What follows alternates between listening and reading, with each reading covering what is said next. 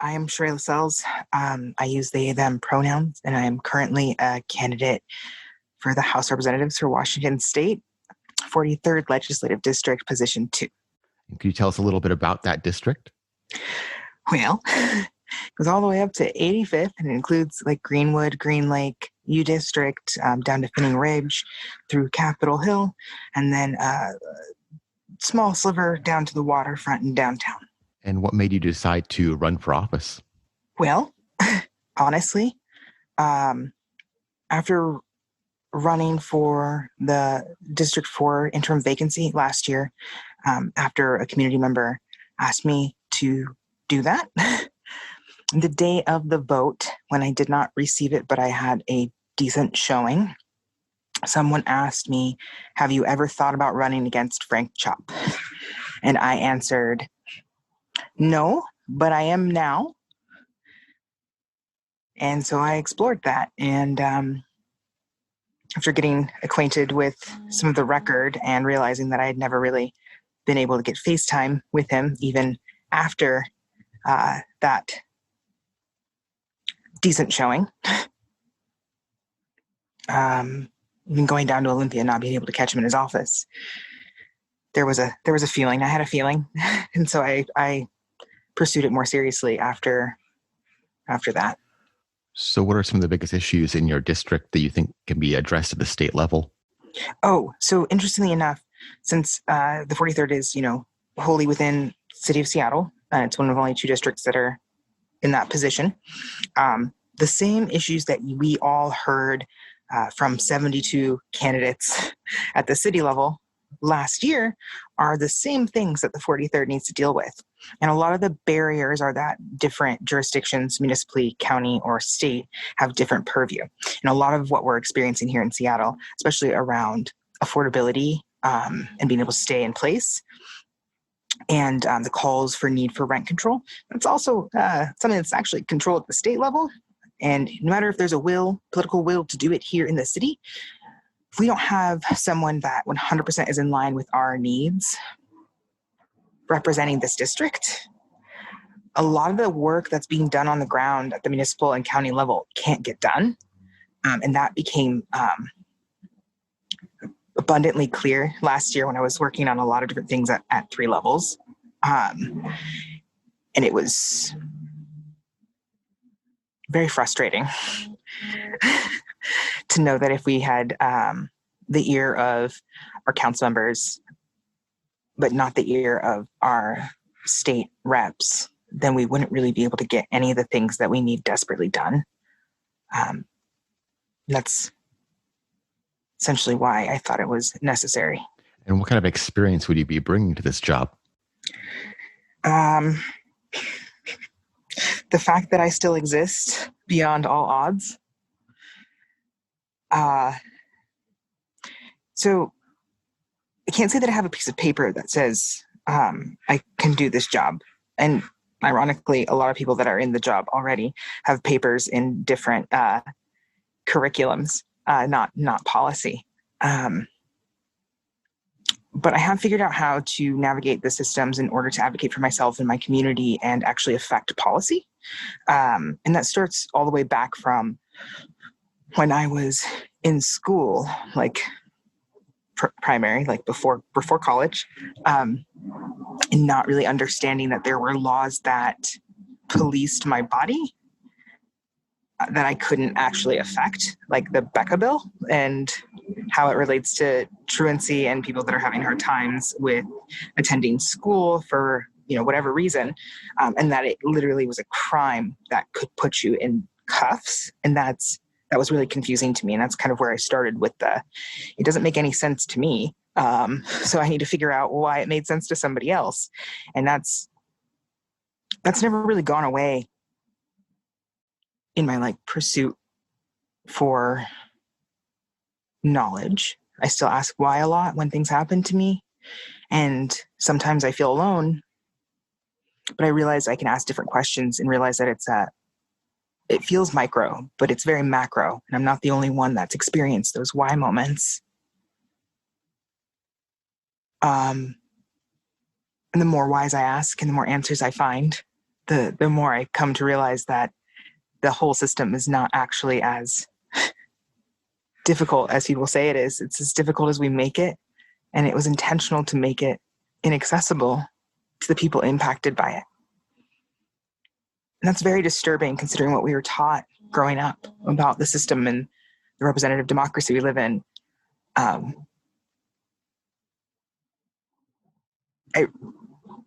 demystified it accidentally by continuing to ask why. And now I feel like it's my duty to demystify it and to make it more accessible to other folks that feel disenfranchised, not because they have had their rights taken away to vote, but because they were told that it wasn't made for them to engage with. Just you get to deal with what we give you. And that's literally the opposite of what we were taught in school. That needs to be dealt with. And you've got a lot of experience also kind of working with community organizations, right? Yeah. Oh, yeah. So that's where the whys led me is why is the system like this? Oh, okay.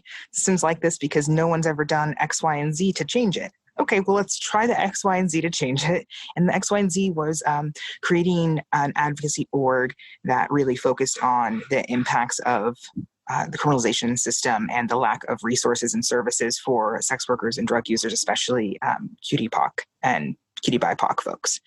And then realizing that you can't have just the advocacy and education portion and the policy portion without being 100% in tune with what the most impacted folks actually need in that moment for material change.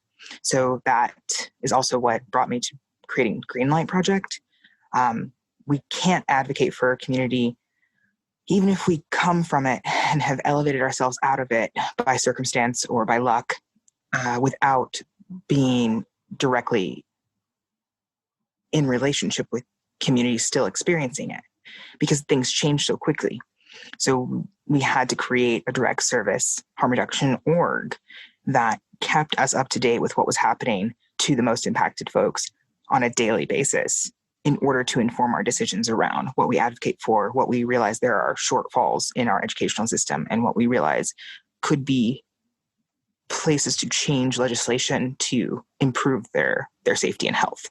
So yeah, the whys led me directly to not necessarily a solution, but a mechanism to create solutions, which is how I see nonprofits. They're mechanisms to create solutions. That's what they're intended for. And the goal is to make them obsolete and dissolve them within my lifetime. So one of the big issues that's pretty much impacted just everyone is just this pandemic right now. How do you think, what is your feeling about how the state has handled this pandemic? I'm conflicted about this answer because obviously I see a lot more of the institutional harm and institutional racism because we're, directly in community with folks that are intentionally ignored by the systems or given too high of barriers to engage with the systems.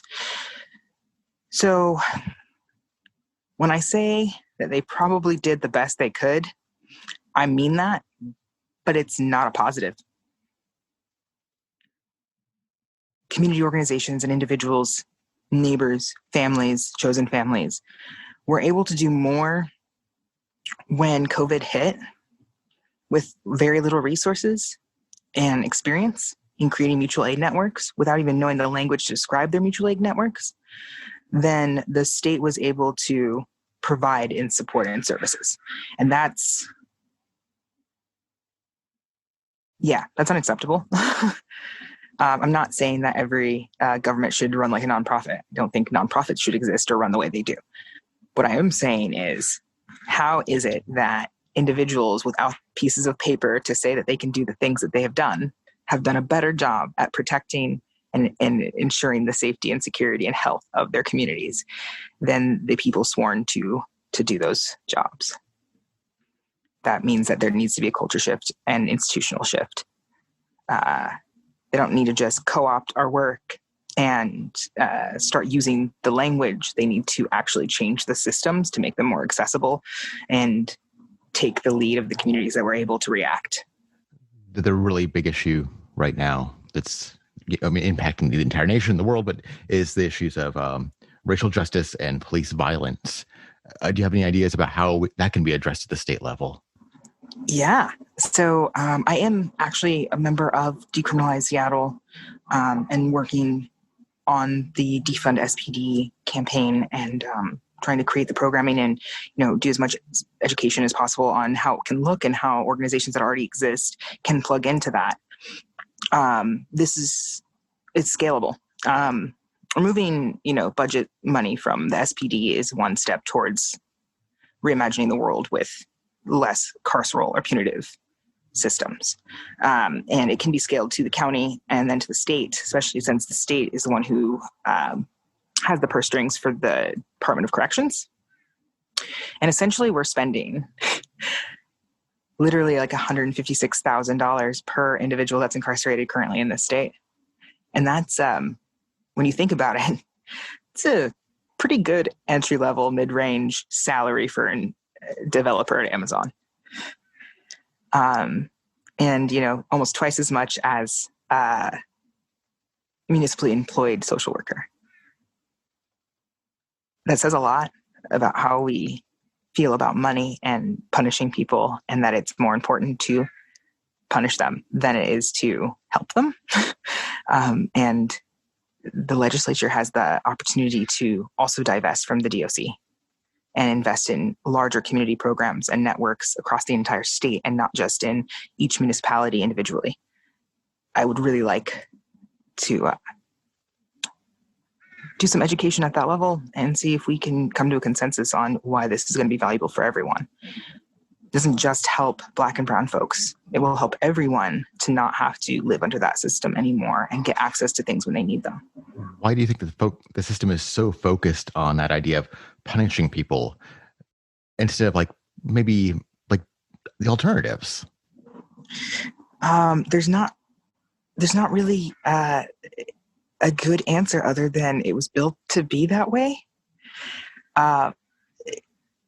If you've seen 13th or, done any research about how we literally rolled out of, our Emancipation Proclamation into, except under these circumstances. And then we just have scaled up the circumstances where it's still okay to imprison people. If you put it on a chart, it would be pretty obvious that they were like, yes, you're all free right now, but we're going to create ways, just give us time to reverse this entire thing and still make money off of you and keep it the way we want it. It's so stark and obvious. We just don't spend the time giving people access to that education.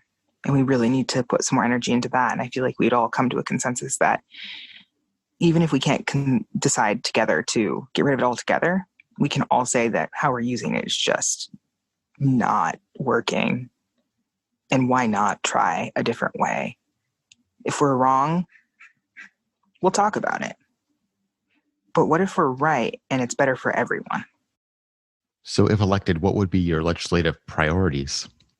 I mean, this is the question that everyone asks me every single day. And I'll be honest, I'm really biased towards wanting to do as much decriminalization work of survival as possible. But in order to create the services or expand the already existing services and organizations that exist now, we do need funding. And the hot topic, it has been forever, and for some reason has not been solved, is that we have a regressive tax system. So in order to do any of the things that would be my priorities personally and for the community and what they're asking for, we need money to fund creating the programming. So even if I can't chip away at the DOC budget immediately, the first thing that would be on the list would definitely be a multi-tier tax plan. And we don't just need an income tax. We don't just need a capital gains tax. We need a wealth tax because we need to, in essence, get reparations for the entire state, the entire constituency of the state, for the money that has been able to be amassed, the wealth that has been amassed because we created this tax haven. And every single time we attempt to dismantle it and get back on the right trajectory, we're too embedded in the relationships between corporations and the most wealthy in the world and our institutions that govern. We can't just pass the taxes and be like, okay, everything's going to be back to normal soon. We're going to have a balanced budget. We actually have to go back in time and get the money back that we lost when we failed to act. And not give, companies and the individuals that have amassed personal wealth through those companies the opportunity to move things around and escape that reckoning. We have to do them all simultaneously so that there's no leeway to get around it and move things around. We have to have a huge political will, and I don't know if that's something I'd be able to do in my first term, but it's definitely something that I'm ready to fight for indefinitely until we get it, because we all deserve to have access to those investments in our community. So you're running in a campaign in 2020, this time of just political revolution and pandemics and just so many things going on. What has that been like trying to run a campaign during this? Frustrating. Not because, not to me. I'm not frustrated. I know I have frustrated a lot of people by not running a traditional campaign and by struggling with my own ethics, not in what I chose to do instead of amassing money and fundraising for my campaign, but because I really know that the people that cared about me doing well care about the person that I am and the values I have. They're just so used to seeing a formulaic run. And it probably hurt them and scared them that they put so much energy and effort into supporting me, and I wasn't doing what they thought I should be doing based on what they know to be the only way to win. And I absolutely put things on pause so I could do as much as possible for my community and be there when institutions weren't, and also be there alongside folks advocating for themselves through direct action. I think it's working out a lot better than they expected, and I don't want to be an I told you so person, but the campaign was the least of my worries when my community was dying. So we're almost out of time. Do you have any final thoughts for our listeners? I don't know. I hope that people hear me and see some of the work that I've done. And even if they're not totally sold, they talk to someone about it. Have a hard conversation about why they're not sold. Because it might not be really about my fundraising numbers or my lack of pieces of paper. It might be more about what we're used to, and that we need to realize that those institutions and what we're used to in the status quo is actually what's harming us all, just at different levels. So I would say check out my platform, SheraeForState.com. You have to volunteer, donate if you can, only if you can. I don't think that that's something that's in everyone's ability right now, and that's okay. And then if you want to have a conversation, I would like that as well. And one more time, if people want to learn more about you and your campaign, where should they go? Sherae for State, and it's also Sherae for State on Facebook and Instagram and Twitter. And there's a bunch of great people on those things because I am on the ground doing things. But yeah, there's a lot of opportunities coming up, especially to have conversations with me. And I would love to talk to as many people as possible before primary on 8-4. Also, if you're not already registered to vote, probably go do that.